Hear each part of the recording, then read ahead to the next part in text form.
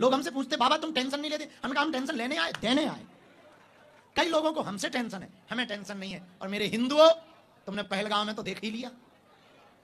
उन्होंने ना ये पूछा कि तुम तमिल बोलते हो, गुजराती बोलते हो, मराठी बोलते हो या पंजाबी बोलते हो, ये नहीं पूछा। उन्होंने ये भी नहीं पूछा तुम गुजरात के हो, मध्य प्रदेश के हो, बिहार के हो या कहां के हो। उन्होंने सिर्फ ये पूछा क्या तुम मुसलमान हो, कलमा पढ़ते हो? नहीं, वो मार दिया। बस हम यही कहेंगे, हिंदू एक रहेगा तो कोई बाल बांका नहीं कर पाएगा। अभी तक हम चिल्लाते रहे पदयात्राओं में, तो लोग हमारी मजाक बनाते थे कि बाबा निकला है भेदभाव मिटाने, बाबा निकला है जात पात मिटाने। देख लो हिंदुओं, उन्होंने जाति नहीं पूछी, उन्होंने सिर्फ मजहब पूछा कि तुम किस धर्म के हो। हिंदुओं, अभी भी तुम क्षेत्रवाद भाषावाद में बटे रहोगे तो एक दिन ऐसा आएगा तुम्हारी दिल्ली में तुमको शूट किया जाएगा, तुम्हें मारा जाएगा। अगर तुम एक रहोगे कोई तुम्हारा बाल बांका नहीं कर पाएगा। और हम तो चाहते हैं कि भारत हिंदू राष्ट्र हो, और इसलिए हो ताकि हिंदू राष्ट्र भारत होगा तो गैर वाले आने के पहले भी विचार करेंगे। कितने लोगों की जिंदगी बर्बाद हो गई, जरा विचार करना। हंसता खेलता परिवार उजड़ गया, कुछ लोगों के घर बसने के पहले परिवार उजड़ गया, परिवार बिखर गया। किस बात पे?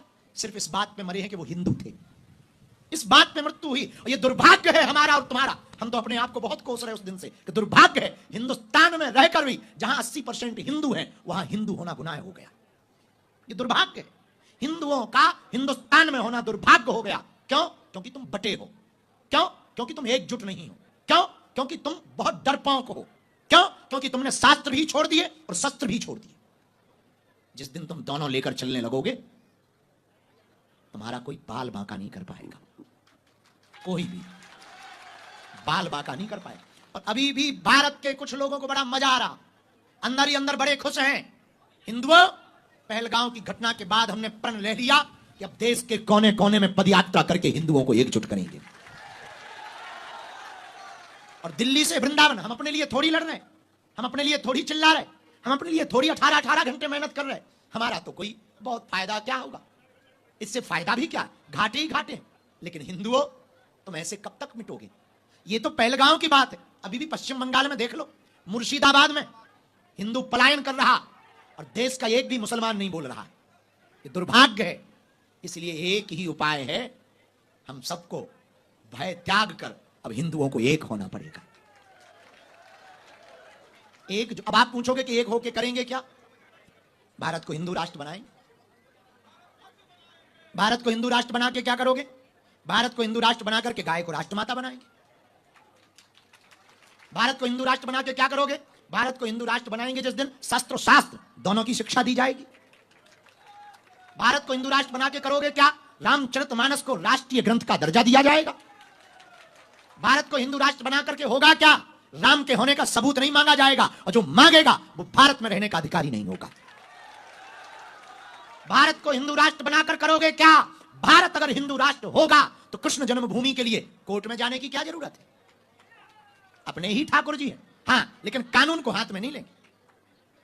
प्रार्थना करेंगे कि हमारे साक्ष्य हैं, यहां प्रभु प्रकट है, तो बार बार केस लड़ने की जरूरत क्या है? राम मंदिर का जीत ही गए, इस पर भी जज साहब फैसला सुना दीजिए। भारत अगर हिंदू राष्ट्र बनेगा तो एक प्रार्थना हम कर लें, हमें पक्का भरोसा है जिस दिन भारत हिंदू राष्ट्र होगा उस दिन हिंदू होना अपराध नहीं, गौरव की बात होगी। भारत हिंदू राष्ट्र होगा तो दंड प्रणाली वेदोक्त पद्धति से होगी, शास्त्रोक्त पद्धति से होगी। भारत हिंदू राष्ट्र होगा तो मंदिरों में सबको प्रवेश मिलेगा, किसी को रोक नहीं होगी। भारत में रहने का अधिकार सबको होगा, किसी को रोक नहीं होगी, पर कायदे में रहेंगे तो फायदे में रहेंगे। अगर भारत हिंदू राष्ट्र होगा तो न्यायपालिका का सम्मान होगा, संविधान का सम्मान होगा, संतों का सम्मान होगा, गाय माता का सम्मान होगा, तीर्थों का सम्मान होगा, वेदोक्त परंपरा का सम्मान होगा, तिलक का सम्मान होगा, शस्त्र का सम्मान होगा, शास्त्र का सम्मान होगा, संस्कृति का सम्मान होगा, भारत माता का सम्मान होगा, राष्ट्रगान का सम्मान होगा, तिरंगे का सम्मान होगा, वंदे मातरम का सम्मान होगा। भारत हिंदू राष्ट्र होगा तो प्रत्येक भारतीय का सम्मान होगा। अब प्रत्येक भारतीय में तो ऊ वाले भी आते हैं, लेकिन उनमें से कुछ ऐसे वो कहते हैं हम वंदे मातरम नहीं गाएंगे, ठटली के बारे। तुम खाओगे भारत का, पंचर पुत्रो, हवा भारत की, और तुम शूट करोगे कि हिंदू हो मुसलमान हो और तुम गोली मारो, पाकिस्तान, अब हम सरकार में होते तो हम बताते। हाँ, हम क्या बताएं, अंदर ही अंदर इतनी गुस्सा चढ़ी 2-3 दिन से कि अगर एक आध हमें मिल जाए। हमने तो उस चक्कर में एक कुत्ता का नाम पाकिस्तानी रखा।